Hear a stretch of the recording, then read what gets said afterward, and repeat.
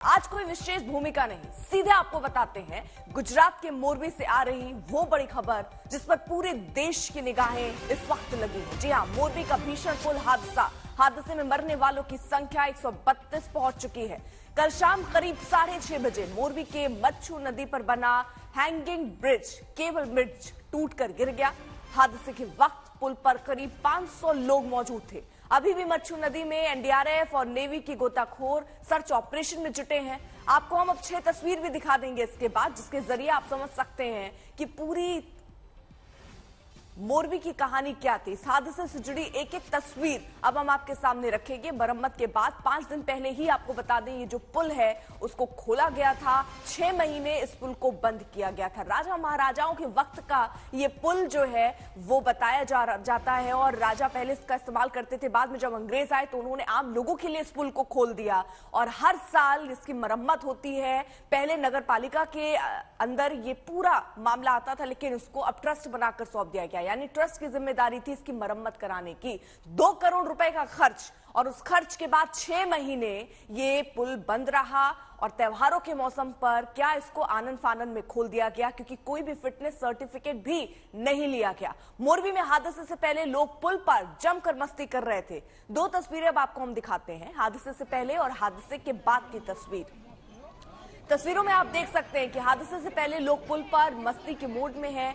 पुल पर लोगों की भारी भीड़ है। मस्ती के चक्कर में कुछ लोग पुल के केबल पर पैर पटक रहे हैं, उछल कूद करते हुए भी लोग नजर आ रहे हैं। मोरबी का ये जो पुल है वो 142 साल पुराना था और इसे मोरबी की शान कहा जाता था। वो यादें अब मलबे में तब्दील हो चुकी है। दूसरी तस्वीर हादसे की बात की आप देख रहे हैं, जो पुल का एक थोड़ा सा हिस्सा, क्योंकि आप समझिए सिर्फ जो ये हिस्सा दिख रहा है यही बचा, बाकी पूरा नदी में समा गया हिस्सा। और इसी हिस्से में गनीमत थी कि इस हिस्से में जो लोग खड़े थे वो किसी तरह पुल में लगे जो जालियां हैं उनको पकड़कर अपने को बचाने की कोशिश और ऊपर आने की कोशिश करते नजर आए हैं। तो हम 2 तस्वीर आपको दिखा रहे हैं। हादसे से पहले किस तरीके से ये पुल नजर आता था वो जरा आप इस पहली तस्वीर देखकर समझिए, और उसके बाद हादसे के बाद की तस्वीर हम आपको दिखा रहे हैं। गोपी घांगर हमारे साथ, हमारे सहयोगी इस वक्त जुड़ी हुई है। गोपी, फिलहाल स्थिति क्या है? क्योंकि हम रात से ही पूरी जिस तरीके से रेस्क्यू का ऑपरेशन चल रहा था, काफी दिक्कतें अंधेरे की वजह से थी, लेकिन अब तो उजाला हो चुका है, दिन हो चुका है। कहां तक पहुंचा रेस्क्यू ऑपरेशन? हाँ बिल्कुल अर्पिता, आपको बता दूं जो रेस्क्यू ऑपरेशन है, 2 लोग जो बताया जा रहा है जो 2 मिसिंग है, उन लोगों की बॉडी की जो तलाश है वो यहाँ वहाँ पे चल रही है। इस वक्त हम अस्पताल में मौजूद है, जहाँ पे अस्पताल में जो डेड बॉडीज थी उनको लाया गया था और यहाँ से करीब 132 लोगों की, जो गृह मंत्री हर्ष संघवी ने बयान दिया है उसके मुताबिक 132 लोगों की इस हादसे में दर्दनाक मौत हुई है। और यहाँ पे कई सारे लोग जो है वो भी यहाँ से कल जब हादसा हुआ तब से यहाँ पे मौजूद है। कई सारे लोगों के जो परिजन है वो भी यहाँ पे पहुंचे हुए हैं, क्योंकि अपने रिश्तेदारों के जो शव है उसे लेने के लिए यहाँ पे पहुंचे हुए हैं। पुलिस भी बड़ी तादाद में यहाँ पे मौजूद है अस्पताल के अंदर। बिल्कुल ये पूरा जो हादसा यहाँ पे हुआ है उसे लोग जो है जिन्होंने देखा है वो भी इसे बयां कर रहे हैं। लगातार लोगों में एक जिस तरीके से ये हादसा हुआ है उसको लेकर लोगों से भी बात करते हैं कि लोग क्या कहते हैं। आप बताइए, जो हादसा हुआ है उसको लेकर क्या कहेंगे आप? ये प्रशासन और उसके है उसकी मिस्टेक है। 100 लोगों की परमिशन है और आप 500 लोग बिठाओगे तो क्या होगा? हादसा ही होगा और कुछ नहीं होगा। ये प्रशासन और उसके कर्मचारी की मिस्टेक है। कहीं ना कहीं आपने आप वहाँ पे थे, क्या मौजूद थे वहाँ पे? नहीं, मैं मौजूद नहीं था। मेरे को मालूम हुआ तब मैं उधर पहुंचा। एक मेरा भाई भी मिसिंग है, मेरे अंकल का लड़का है, अल्ताफ तौफीक अल्ताफ भाई अजमेरी उसका नाम है। 70 वर्ष उम्र है उसकी और वो अभी भी मिसिंग है। शाम 7 बजे से लेके अभी 9 बजे अभी तक मिसिंग है, अभी तक मिला नहीं। सब लोगों को बोला तो वो लोग बोल रहे तपास चालू है, अभी तक मिला नहीं। लगातार वहाँ पे अभी भी 2 लोग मिसिंग बता रहे हैं, तो उसमें से क्या? 2 लोग में एक मेरा भाई है तौफीक अल्ताफ भाई अजमेरी, अभी भी मिला नहीं है। कैसे वो लोग, कितने लोग गए थे वहाँ पे घूमने के लिए? और लोग गए थे, 3 लोग की डेथ हो गई है, वो भी दोस्ती है। 3 लोग की डेथ हो गई है और ये 1 लोग मिसिंग है। क्या कहेंगे प्रशासन को, क्या कहेंगे, क्योंकि इस तरीके की लापरवाही कितनी आपके परिवार के लिए एक बड़ा सदमा है? बहुत बड़ा सदमा है मैडम, बहुत बड़ा सदमा है। ये प्रशासन की बहुत बड़ी लापरवाही है। देखिए, प्रशासन की लापरवाही, आप क्या कहेंगे? हमें तो कुछ नहीं मालूम, हम घर पे पूरा मॉल देख के आए हैं। बिल्कुल, देखिए अभी भी इनके जो परिजन है, परिजन को वो ढूंढ रहे हैं। आप बताइए क्या कहेंगे? इसमें प्रशासन की गलती है पूरी कि 6-7 महीना तक पुल बंद था, फिर इसको रिनोवेशन के लिए दिया गया था ओरेवा को, और ओरेवा ने फिर इसको अभी नए साल पे ही ओपनिंग किया था।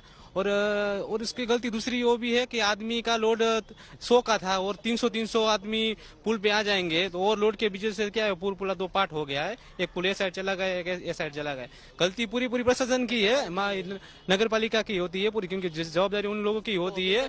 उसने कुछ परमिशन दी नहीं थी। इंजीनियर लोग बोल रहे हैं कि परमिशन दी नहीं मैंने, कि आप पुल चालू कैसे कर दिया पुल को, और ऐसे ही पुल चालू कर दिया आपने, और 100 लोग की जगह 500 लोग खड़े हैं उधर, तो गलती होगी ना मेरी। और इसमें और एक और भी चीज है कि जब ये ओरेवा कंपनी ने ये जब लिया था कॉन्ट्रैक्ट, तो उसका सर्टिफिकेट जो लेना चाहिए वो लिया नहीं था, और कोई इसने चेकिंग नहीं करवाया था कि क्या वो काम सीधा ओपनिंग ही कर दिया। उसकी वजह से खुला रखने से क्या 7 महीना बंद था पुल, और पब्लिक को ये एक बढ़िया चीज है देखने की चीज। मोरबी में लोगों को, बाहर के लोग भी ज्यादा आते हैं ये पुल पे, इसके वजह से थोड़ा त्योहार का मौसम था, दीपावली का मौसम था, इसके वजह से पब्लिक ज्यादा लोड हो गया, और इसके वजह से ये पुल टूटा। तो ये कई सवाल, जैसे वहां पर जिनके परिवार वाले हादसे के शिकार हुए, या जो अब अपने परिवार के लोगों को ढूंढते नजर आ रहे हैं, जो लोग रहते हैं वो समझ रहे हैं कि बड़ी लापरवाही इसके पीछे रही है। आपको, क्योंकि ग्राउंड पर हमारे सहयोगी लगातार मौजूद है, रात में ही हमारे सहयोगी ग्राउंड पर पहुंच गए थे, अपने सहयोगी आशुतोष की एक और रिपोर्ट ग्राउंड से आपको दिखाते हैं। देखिए, एक तो संभावना अब ये नहीं है कि पानी में कोई भी जिंदा पाया जाए, बहुत कम समय बचता है, लेकिन जो लोग गुमशुदा हैं, जो लोग मिसिंग हैं, ये कोशिश हो रही है कि शायद उन्हें निकाल लिया जाए, लोगों को अपनों के बारे में जानकारी तो मिले। मैं इस समय जिस बोट पर हूँ, ये जामनगर से आई इंडियन नेवी की टीम है, सब लेफ्टिनेंट हर्षवर्धन त्रिपाठी मेरे साथ हैं, साथ ही एनडीआरएफ को हम देख पा रहे हैं। नेवी ने अपने गोताखोर भी लगाए हैं, डाइवर्स हैं जो कन्वेंशनल मेथड से अंदर जाने की कोशिश कर रहे हैं। अब आपको रात भर जो चुनौती थी वो सबसे बड़ी थी अंधेरा, लेकिन इस समय दिन में सबसे बड़ी चुनौती है, क्योंकि पानी के अंदर डाइवर तो जा रहे हैं लेकिन वो देख नहीं सकते, क्योंकि पानी के अंदर विजिबिलिटी नहीं है। इसलिए ये कन्वेंशनल हुक जो है इनका इस्तेमाल किया जा रहा है। ये तमाम जो लोग हैं वो उसे अंदर डालते हैं, ताकि अगर मान लीजिए कोई शव है, कपड़े से अगर फंस जाए तो कम से कम खींच के निकाला जा सके। हर्षवर्धन त्रिपाठी हमारे साथ जुड़ रहे हैं। जो ऑपरेशन था ये कितना मुश्किल था और किस तरह की चुनौतियां हैं, और क्या ये संभावना है किसी तरह का चमत्कार की कोई मिल सके, जीवित मिल सके? नहीं, किसी के जीवित मिलने का तो कोई भी संभावना है नहीं, क्योंकि अगर आप पानी में डूबते हैं तो 5 से 10 मिनट के अंदर ही जो बच रहे हैं लोग वही बच पाते हैं। बाकी जैसे कि लोगों के परिजन और उनके घर वाले आ रखे हैं, तो उनका शव उन्हें मिल जाए, इसी उम्मीद से वो काफी देर से यहाँ पर खड़े हुए हैं। अपनी ऑपरेशन कब से शुरू हुआ था और कितनी चुनौतियां थी रात भर में? ये हमारा ऑपरेशन रात 2 बजे से शुरू है, और हमारी वेरियस टीम्स यहाँ पे बांटी गई है, और एक एक करके हम यहाँ पे कन्वेंशनल मेथड जो आपने अभी दिखाया हुक से, उससे ही कोशिश कर रहे हैं कि हमें कुछ जो लोग मिसिंग है उनका कुछ ट्रेस में। डाइवर्स भेजे थे अंदर, क्या वो देखने में कुछ सक्षम है अंदर? विजिबिलिटी बहुत कम है, क्योंकि पानी बहुत पोल्यूटेड है, और बेसिकली डाइवर अभी क्रेन के हुक को फंसाएंगे, और वो जो टूटा हुआ ब्रिज है उसको लिफ्ट करने का काम। तस्वीर दिखाते हैं हम, चूंकि ठीक नदी के ऊपर हैं, और ये जो हिस्सा, काफी सारा हिस्सा टूटा हुआ है, चूंकि हो सकता है संभवतः अगर उसका हिस्सा भी नीचे है तो उसके नीचे दबे हों, लेकिन चूंकि अब जो डेथ टोल है, मरने वालों की संख्या है, वो पहले से काफी ज्यादा, और गुमशुदा लोगों की टैली से वो मेल खाती है। अब क्रेन मंगाई गई है जिससे बड़ा सा जो हिस्सा है उसे ऊपर उठा लिया जाएगा। एक बार वहां से हट जाता है तो ये पूरा एरिया खाली हो जाएगा, पर्सनल्स के लिए और एक्सेसिबल हो जाएगा, ताकि वो वहां पे जाकर के डाइव कर सकें, क्योंकि अभी अगर कहीं पर कोई हिस्सा बचा हुआ है तो वहां उसके नीचे देख पाना मुश्किल है।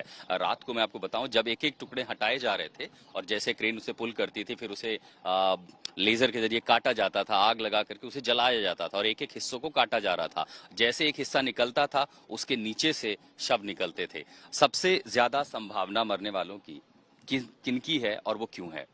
बेसिकली आप देखेंगे तो एज ग्रुप जिनको स्विमिंग नहीं आती है, उनका इस ब्रिज के नीचे दब जाना ज्यादा वल्नरेबल। आपने जो शव निकाले रात में, उसमें सबसे ज्यादा कौन थे? उसमें बच्चे ही थे काफी, और आई थिंक 1 या 2 महिलाएं थी।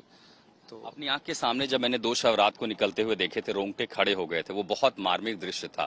8 साल 9 साल के बच्चे थे, भीड़ जब ज्यादा थी, महिलाएं थी, बहुत सारे लोगों की हमने तस्वीरें देखी कि वो गोता लगाने के बाद, तैरने के बाद निकल गए। कुछ लोग जो तारों के सहारे लटके हुए थे, उनको भी निकालने में कामयाबी मिली। जो स्थानीय लोग थे, मजदूर काम कर रहे थे, उन्होंने उनको वहां से निकाल लिया। मुश्किल तब हुई जिनको तैरना नहीं आता था। जो लोग बीच के हिस्से में रहे, आप ये समझिए कि लगभग 200 से ज्यादा मीटर का हिस्सा है।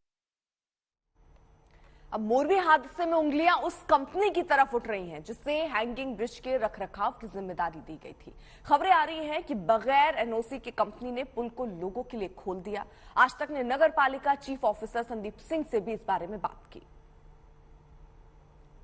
उस पुल की पूरी चेकिंग करते कि संदीप जी, ये बताइए मुझे कि ये जो पुल है ये कब मतलब रेनोवेशन का काम चल रहा था, तो आप लोग का एस्टिमेट कब था, कब ये जनता के लिए खोला जाना था?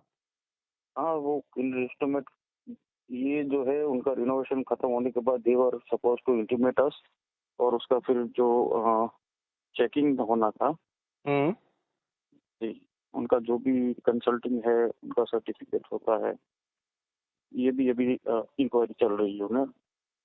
तो मतलब रेनोवेशन के बाद वो ये रेनोवेशन कंप्लीट हो गया, कंपनी ने ये भी जानकारी आपको नहीं दी? जी नहीं दी, और ये अभी दिवाली की छुट्टियां थी तब उन्होंने अचानक से शुरू किया और कल ही ये हादसा हो गया। कुछ 2 दिन हुआ होगा, वी वर नॉट नोटिफाइड। तो ये तो बहुत बड़ी लापरवाही है ना, क्योंकि रेनोवेशन कंप्लीट होने के बाद that is why government has put an inquiry commission, और वो अभी इंक्वायरी चल रही है। There were 6 members and they are present on the field right now. नहीं, कंपनी रेनोवेशन होने के बाद आपको जानकारी देती, फिर आप उस पुल की पूरी चेकिंग करते कि कितने लोग उसमें जा सकते हैं, नहीं जा सकते, उसके बाद आप फिटनेस सर्टिफिकेट देते? हमेशा से वो पुल जो है उसके ऊपर हिस्टोरिकली एक बैच में 20 से 25 आदमी ही जाते थे। कल जो हुआ है उसमें वो उनकी लापरवाही की या जो भी था, एक साथ बहुत सारा आदमी जो है उनको भेजा गया था। करीबन 400 या 500 लोग वो एक समय पे वहाँ पे पहुंच गए थे, जिसकी वजह से हादसा हुआ है। अच्छा, तो आप कह रहे हैं कि सिर्फ 20 से 25 लोग ही उस पुल पर जाते थे एक बार? बैच वाइज आते थे, यस। अच्छा जी जी। तो अगर ये रेनोवेशन कंप्लीट होता तो आप बकायदा उसकी चेकिंग करते, उसके बाद फिटनेस सर्टिफिकेट देते? Yes yes yes. Okay okay जी जी। अरविंद ओझा हमारे साथ हमारे सहयोगी इस वक्त जुड़ चुके हैं। अरविंद, क्योंकि मार्च 2022 से मार्च 2037 तक यानी 15 साल के लिए मोरबी नगर पालिका के साथ एक समझौता हुआ था जिसमें ब्रिज के रखरखाव से जुड़ी हुई चीजें, उसकी सुरक्षा से जुड़ी हुई चीजें, उसके मेंटेनेंस से जुड़ी चीजें इस ट्रस्ट को जिम्मेदारी सौंपी गई थी।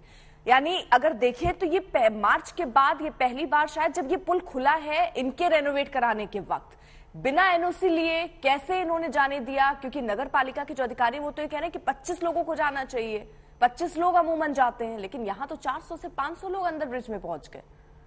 जी बिल्कुल, देखिए, और ये बड़ी लापरवाही, वो आपराधिक लापरवाही से आप कहेंगे अर्पिता, क्योंकि जो नगर पालिका के चीफ ऑफिसर हैं, जिनकी जिम्मेदारी है, जिनके अधिकार क्षेत्र में है फिटनेस सर्टिफिकेट देना, उनका कहना है कि हमने फिटनेस सर्टिफिकेट नहीं दिया था, नंबर 1।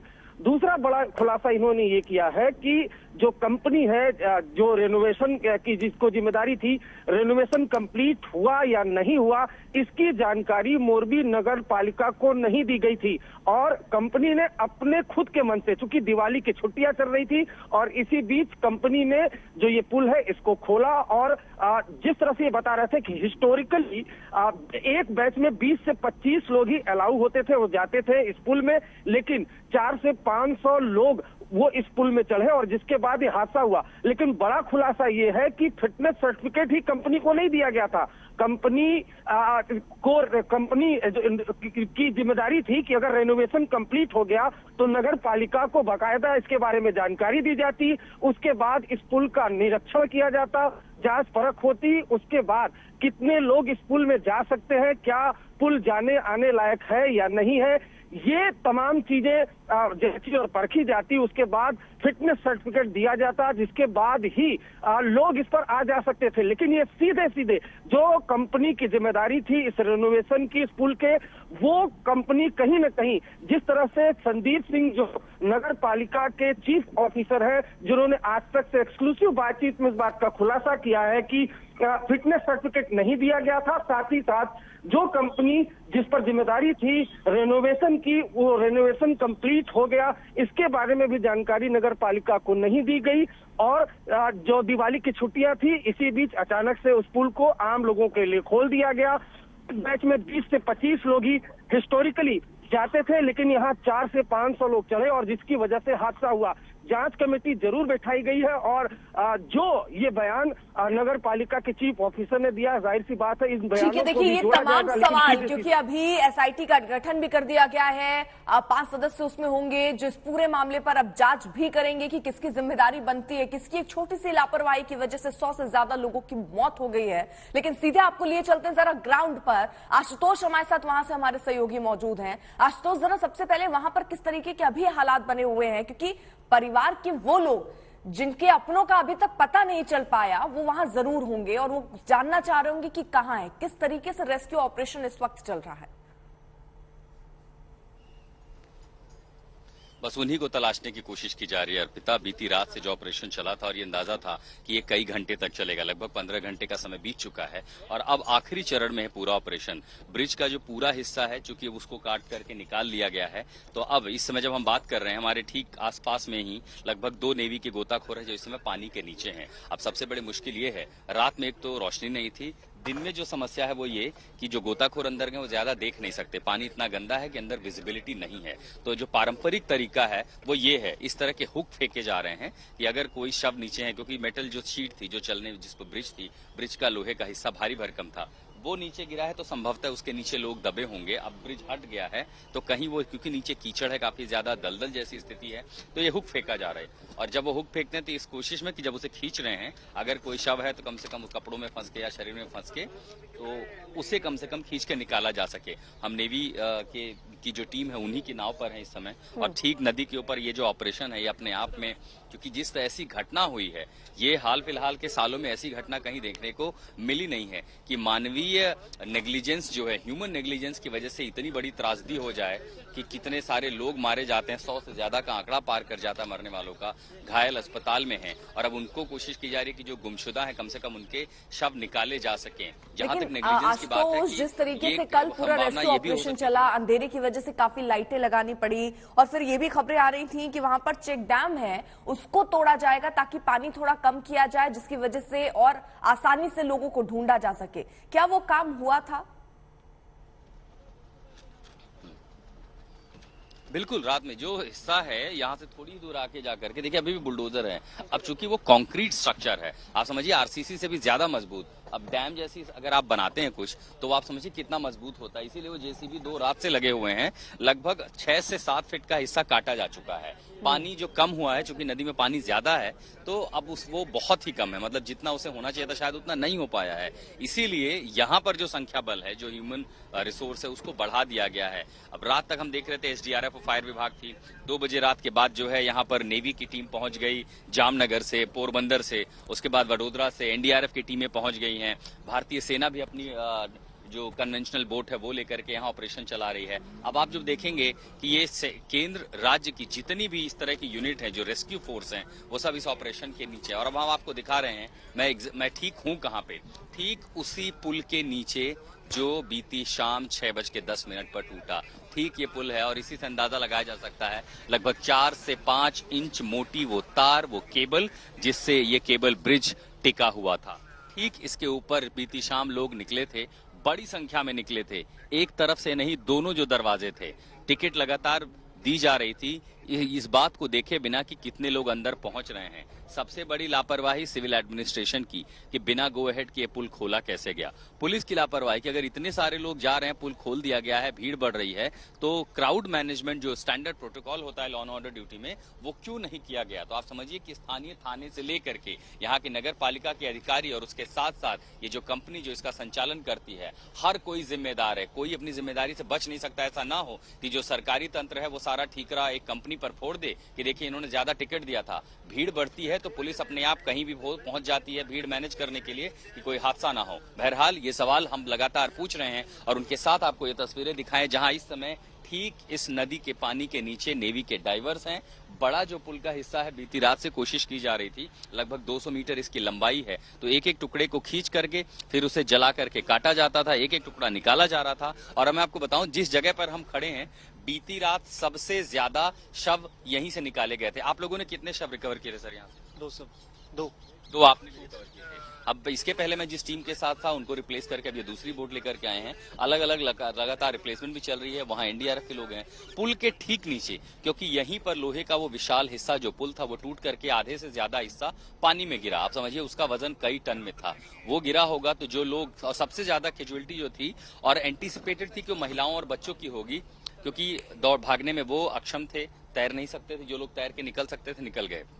अब पुल के ठीक नीचे देखिए आधे हिस्से के आगे जो लोग थे वो तो निकल करके चले गए, लेकिन जितना सारा हिस्सा टूट के पानी में गिरा होगा, अब आप समझिए 200 मीटर लंबा और लगभग 5 से 6 फीट चौड़ा एक पुल, जिस पर 400-500 लोग, तो अंदाजा बोल संख्या ज्यादा भी हो सकती है, वो खड़े हों तो वो संख्या कुल मिला के कितनी हो सकती है, और जब टूटे तो कितने लोग उसके अंदर दबे होंगे। और वही संख्या दिखाई दे रही है जो मृतकों के आंकड़े अब तक आए हैं 135 से ज्यादा। लेकिन आशुतोष सवाल तो अब ये भी है कि यहाँ पर ये कहा जा रहा है एनओसी नहीं लिया गया, क्योंकि जो नगर पालिका के अधिकारी हैं वो ये बात कह रहे हैं कि एनओसी लिया ही नहीं गया।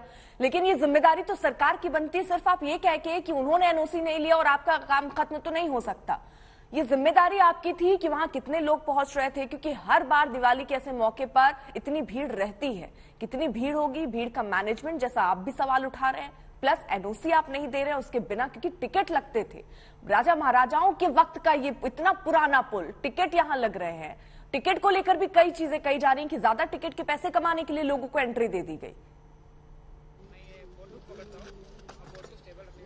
देखिए बिना एनओसी के तो आप अपने घर का छज्जा भी नहीं खड़ा कर सकते। ये तो फिर भी ऐतिहासिक पुल है, सालों से चल रहा है, हमेशा इतनी भीड़ होती है। कई सारी पुरानी तस्वीरें जो वायरल हुई हैं उसमें भी दिख रहा है कि यहाँ पर बहुत भीड़ आती है छुट्टियों के दिन। ऊपर से दिवाली के दिन जब इसे खोला गया, 5-6 महीने से बंद था। आइकॉनिक पहचान है मोरबी की, ये इसको सस्पेंशन सिग्नेचर ब्रिज भी कहा जाता है। तो अगर खुला था तो ये संभावना क्यों नहीं जताई कि इतनी भीड़ होगी। दूसरा, अगर परमिशन नहीं दी गई थी तो क्या नगर पालिका को 4-5 दिन तक पता ही नहीं चला? दिवाली के दिन से खुल गया है, ये ब्रिज खोल दिया गया है, लोग जा रहे हैं। अगर नहीं है तो लापरवाही किसकी है? क्या उन्होंने सिक्योरिटी क्लियरेंस दिया था, इसका स्ट्रक्चरल क्लियरेंस दिया था, स्ट्रक्चरल ऑडिट करके दिया था कि इसका भार कितना है? और दूसरा, कोई भी कंस्ट्रक्शन हम करते हैं, कोई भी चीज बनाते हैं, उसका एक तय भार होता है। तो ये जिम्मेदारी होती है उसे चलाने वाले की भी कि इससे ज्यादा लोग न जाएं, और ये नियम तय करना होता है वहां के स्थानीय प्रशासन को कि किसी भी हाल में इससे ज्यादा भार उस पर न पड़े। लेकिन इन सारे नियमों की न सिर्फ अनदेखी हुई, बल्कि शायद इसे बहुत हल्के में लिया गया। लेकिन आशुतोष जरा जल्दी से पहले एक बार तस्वीर दिखा दीजिए, क्योंकि कल रात तक 10 से 12 बोट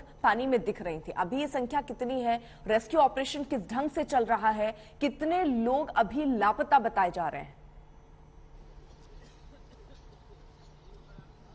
कई गुना है अर्पिता, कई गुना है। इस समय अगर आप मैं नाव गिनूं, जो एक बोट पर मैं सवार हूं, एनडीआरएफ, एसडीआरएफ, फायर विभाग, भारतीय सेना, इंडियन नेवी और अलग अलग जिलों से, अलग अलग जगहों से कंपनियां बुलाई गई हैं। तो ये जो नाव, अगर इनकी संख्या पूरी मैं कोशिश करता हूं आपको 360 डिग्री में तस्वीरें दिखाने की, ये लगभग 50 से ज्यादा होंगी। और हर एक हिस्सा, यानी आप समझिए कि छोटे छोटे पॉकेट्स में, एक तरफ तो ये जो है कन्वेंशनल हुक फेंके जा रहे हैं ताकि जो शव दबे हों, अगर कीचड़ में फंस गए तो उन्हें खींच के निकाला जा सके। दूसरा, दिखने में दिक्कत है उसके बावजूद भी गोताखोर जो हैं वो लगातार पानी के अंदर हैं, कोशिश कर रहे हैं कि कम से कम अगर जहां तक भी देखा जा सके निकाला जा सके। लगातार पानी में आप जो देख रहे हैं हुक फेंके जा रहे हैं, और ये नाव 40-50 से कम नहीं है, कम से कम वो संख्या बहुत ज्यादा है। जितनी एजेंसियां, जितनी रेस्क्यू फोर्स संभव हो सकती थी, उन सबको यहाँ लाया गया और लगातार वो इस ऑपरेशन में जुटे हुए हैं। शायद अभी देखिए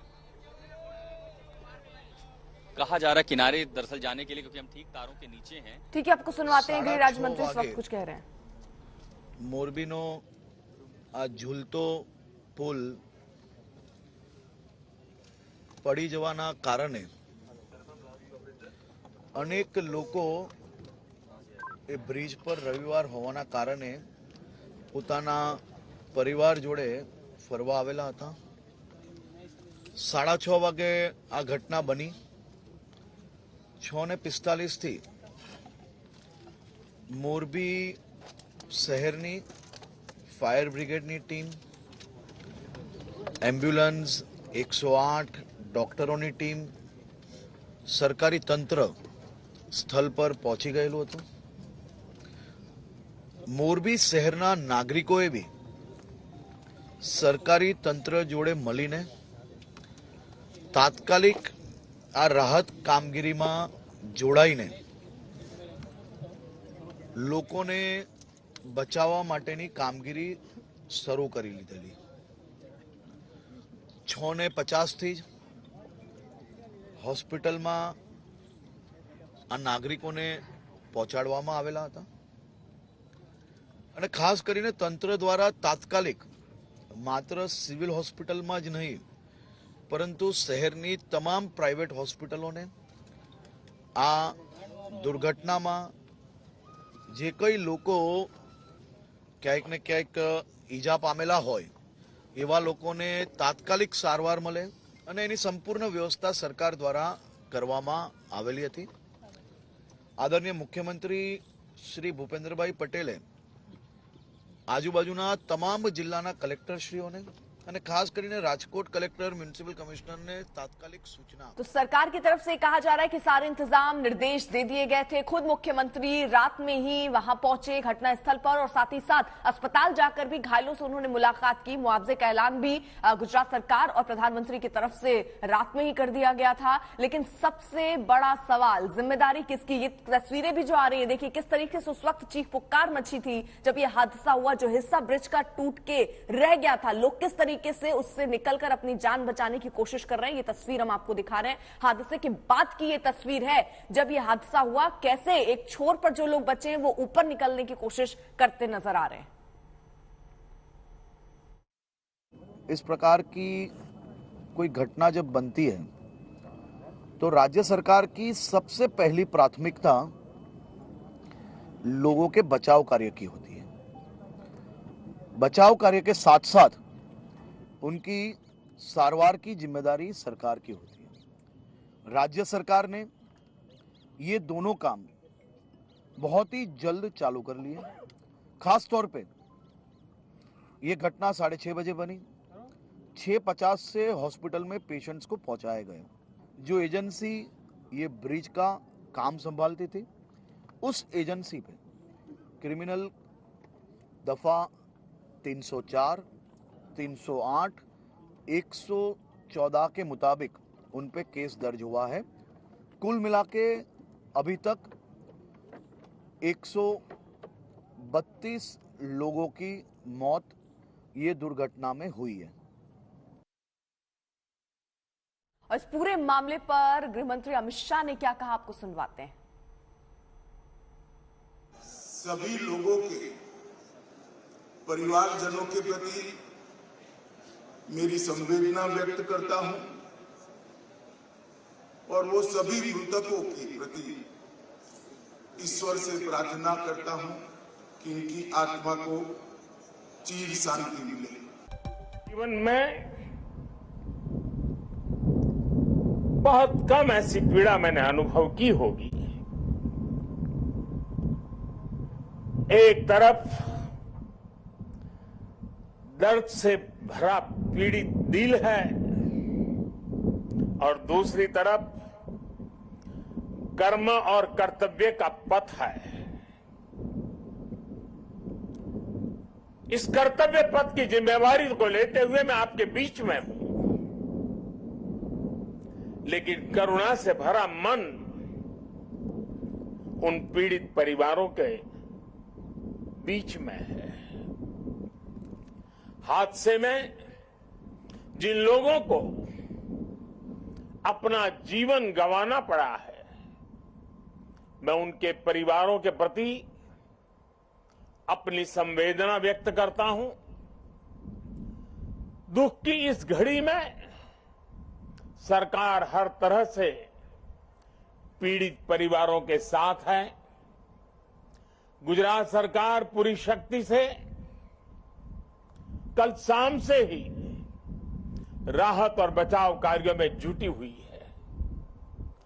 केंद्र सरकार की तरफ से भी राज्य सरकार को पूरी मदद दी जा रही है। बचाव कार्य में एनडीआरएफ की टीमों को लगाया गया है।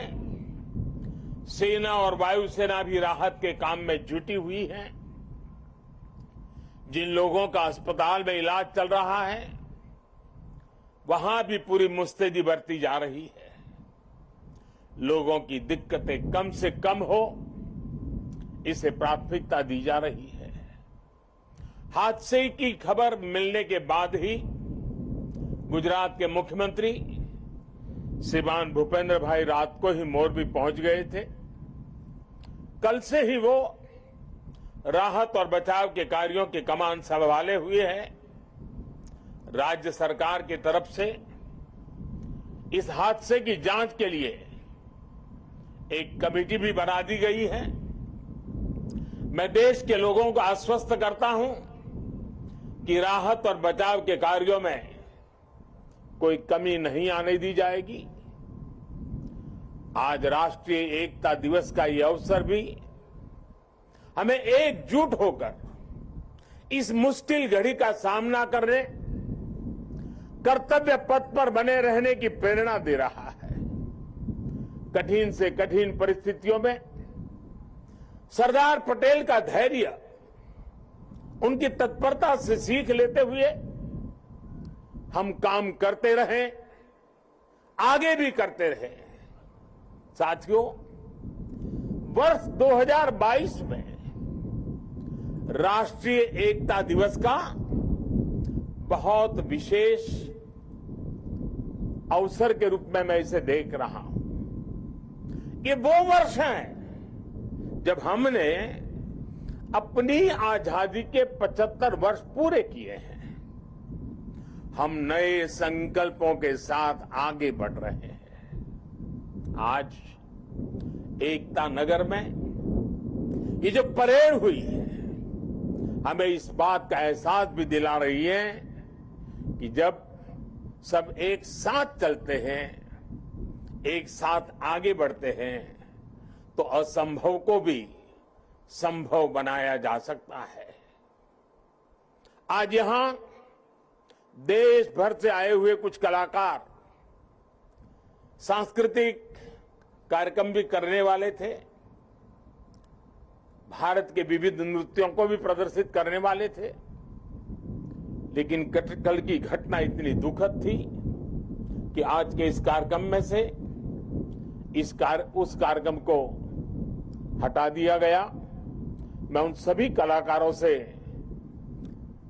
उनके यहां तक आना, उन्होंने जो पिछले के दौरान मेहनत की है, लेकिन आज उनको मौका नहीं मिला, मैं उनके दुख को समझ सकता हूं, लेकिन कुछ परिस्थितियां ऐसी हैं। साथियों, ये एकजुटता, ये अनुशासन परिवार, समाज, गांव, राज्य और देश हर स्तर पर आवश्यक है, और इसके दर्शन आज हम देश के कोने कोने में कर भी रहे हैं। आज देश भर में 75,000 एकता दौड़, रन फॉर यूनिटी हो रही है।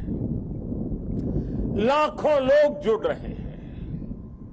देश का जन जन लौह पुरुष सरदार वल्लभ भाई पटेल की संकल्प शक्ति से प्रेरणा ले रहा है। आज देश का जन जन अमृत काल के पंच प्राणों को जागृत करने के लिए, राष्ट्र की एकता और अखंडता के लिए संकल्प ले रहा है। साथियों, राष्ट्रीय एकता दिवस ये अवसर केवड़िया एकता नगर की ये धरती और स्टैच्यू ऑफ यूनिटी हमें निरंतर ये एहसास दिलाते हैं कि आजादी के समय अगर भारत के पास सरदार पटेल जैसा नेतृत्व न होता तो क्या होता अगर 550 से ज्यादा रियासतें एकजुट नहीं हुई होती? क्या होता अगर हमारे ज्यादातर राजे रजवाड़े त्याग की पराकाष्ठा न दिखाते, मां भारती में आस्था न दिखाते? आज हम जैसा भारत देख रहे हैं हम उसकी कल्पना भी नहीं कर सकते थे। एक कठिन कार्य, ये असंभव कार्य सिर्फ और सिर्फ सरदार पटेल ने ही सिद्ध किया। साथियों, सरदार साहब की जन्म जयंती और राष्ट्रीय एकता दिवस ये हमारे लिए केवल तारीख भर नहीं है, ये भारत के सांस्कृतिक सामर्थ्य का एक महापर्व भी है। भारत के लिए एकता कभी भी विवशता नहीं रही है। भारत के लिए एकता सदा सर्वदा विशेषता रही है। एकता हमारी विशिष्टता रही है। एकता की भावना भारत के मानस में, हमारे अंतर्मन में कितनी रची बसी है, हमें अपनी इस खूबी का अक्सर एहसास नहीं होता है। कभी कभी ओझल हो जाती है, लेकिन आप देखिए जब भी देश पर कोई प्राकृतिक आपदा आती है तो पूरा देश एक साथ खड़ा हो जाता है। आपदा उत्तर में हो या दक्षिण में, पूरब में हो या पश्चिमी हिस्से में, ये मायने नहीं रखती है। पूरा भारत एकजुट होकर सेवा, सहयोग और संवेदना के साथ खड़ा हो जाता है। कल ही देख लीजिए ना, मोरबी में हादसा हुआ, उसके बाद हर एक देशवासी हादसे का शिकार हुए लोगों की सुरक्षा के लिए प्रार्थना कर रहा है। स्थानीय लोग हादसे की जगह पर अस्पतालों में हर संभव मदद के लिए खुद आगे आ रहे हैं। यही तो एकजुटता की ताकत है। कोरोना का इतना बड़ा उदाहरण भी हमारे सामने है। काली थाली की भावनात्मक एकजुटता से लेकर राशन, दवाई और वैक्सीन के सहयोग तक देश एक परिवार की तरह आगे बढ़ा। सीमा पर या सीमा के पार जब भारत की सेना शौर्य दिखाती है तो पूरे देश में एक जैसे जज्बात होते हैं, एक जैसा जज्बा होता है। जब ओलंपिक्स में भारत के युवा तिरंगे की शान बढ़ाते हैं तो पूरे देश में एक जैसा जश्न मनता है। जब देश क्रिकेट का मैच जीतता है तो देश में एक जैसा जुनून होता है। हमारे जश्न के सांस्कृतिक तौर तरीके अलग अलग होते हैं, लेकिन भावना एक जैसी ही होती है।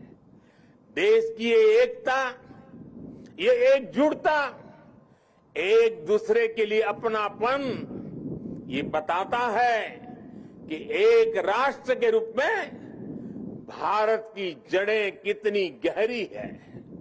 और साथियों, भारत की यही एकता हमारे दुश्मनों को खटकती है।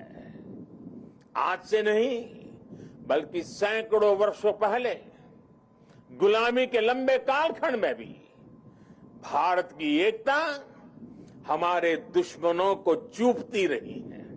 इसलिए गुलामी के सैकड़ों वर्षों में हमारे देश में जितने भी विदेशी आक्रांत आए उन्होंने भारत में विभेद पैदा करने के लिए हर मुमकिन कोशिश की।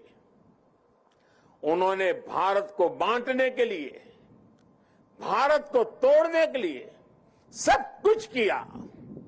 हम फिर भी उसका मुकाबला कर सके क्योंकि एकता का अमृत हमारे भीतर जीवंत था, जीवंत धारा के रूप में बह रहा था।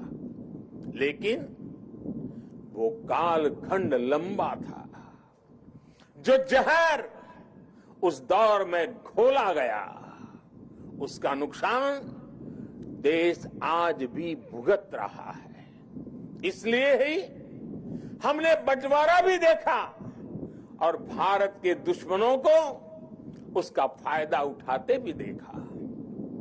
इसलिए हमें आज बहुत सावधान भी रहना है। अतीत की तरह ही भारत के उत्कर्ष और उत्थान से परेशान होने वाली ताकतें आज भी मौजूद है। वो आज भी हमें तोड़ने की, हमें बांटने की हर कोशिश करती है। हमें जातियों के नाम पर लड़ाने के लिए तरह तरह के नैरेटिव गढ़े जाते हैं। प्रांतों के नाम पर हमें बांटने की कोशिश होती है।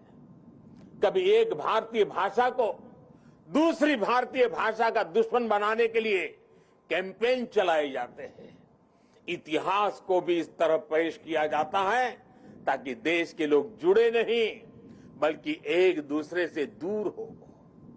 और भाइयों बहनों, इसे एक और बात हमारे लिए ध्यान रखनी आवश्यक है। ये जरूरी नहीं है कि देश को कमजोर करने वाली ताकत हमेशा हमारे खुले दुश्मन के रूप में ही आए। कई बार ये ताकत गुलामी की मानसिकता के रूप में हमारे भीतर घर कर जाती है। कई बार ये ताकत हमारे व्यक्तिगत स्वार्थों के जरिए सेंधमारी करती है। कई बार ये तुष्टीकरण के रूप में, कभी परिवारवाद के रूप में, कभी लालच और भ्रष्टाचार के रूप में दरवाजे तक दस्तक दे देती है, जो देश को बांटती और कमजोर करती है। लेकिन हमें उन्हें जवाब देना होगा। हमें जवाब देना होगा भारत मां के संतान के रूप में। हमें जवाब देना होगा एक हिंदुस्तानी के रूप में। हमें एकजुट रहना होगा, एक साथ रहना होगा। विभेद के जहर का जवाब हमें एकता के इसी अमृत से देना है। यही नए भारत की ताकत है। साथियों, आज राष्ट्रीय एकता दिवस पर मैं सरदार साहब द्वारा हमें सौंपे दायित्व को फिर दोहराना चाहता हूं। उन्होंने हमें ये जिम्मेदारी भी दी थी कि हम देश की एकता को मजबूत करें। एक राष्ट्र के तौर पर देश को मजबूत करें। ये एकता तब मजबूत होगी जब हर नागरिक एक जैसे कर्तव्य बोध से ये जिम्मेदारी संभालेगा। आज देश इसी कर्तव्य बोध से सबका साथ, सबका विकास, सबका विश्वास और सबका प्रयास इस मंत्र को लेकर विकास के मार्ग पर आगे बढ़ रहा है। आज देश में हर कोने में, हर गांव में, हर वर्ग के लिए और हर व्यक्ति के लिए बिना भेदभाव के एक जैसी नीतियां पहुंच रही है। आज अगर गुजरात के सूरत में सामान्य मानवी को मुफ्त वैक्सीन लग रही है तो अरुणाचल के सियांग में भी उतनी ही आसानी से मुफ्त वैक्सीन उपलब्ध है। आज अगर एम्स गोरखपुर में है तो बिलासपुर, दरभंगा और गुवाहाटी और राजकोट समेत देश के दूसरे शहरों में भी है। आज एक और तमिलनाडु में डिफेंस कॉरिडोर बन रहा है, तो उत्तर प्रदेश में भी डिफेंस कॉरिडोर का काम तेजी से आगे बढ़ रहा है। आज नॉर्थ ईस्ट की किसी रसोई में खाना बन रहा हो या तमिलनाडु की किसी सम्मियल अरई में खाना बन रहा हो, भाषा भले अलग हो, भोजन भले अलग हो, लेकिन माताओं बहनों को धुएं से मुक्ति दिलाने वाला उज्ज्वला सिलेंडर हर जगह है। हमारी जो भी नीतियां हैं, सबकी नियत एक ही है, आखिरी पायदान पर खड़े व्यक्ति तक पहुंचना, उसे विकास की मुख्य धारा से जोड़ना। साथियों, हमारे देश के करोड़ों लोगों ने दशकों तक अपनी मौलिक जरूरतों के लिए भी लंबा इंतजार किया है। बुनियादी सुविधाओं के बीच की खाई जितनी कम होगी, उतनी ही एकता भी मजबूत होगी।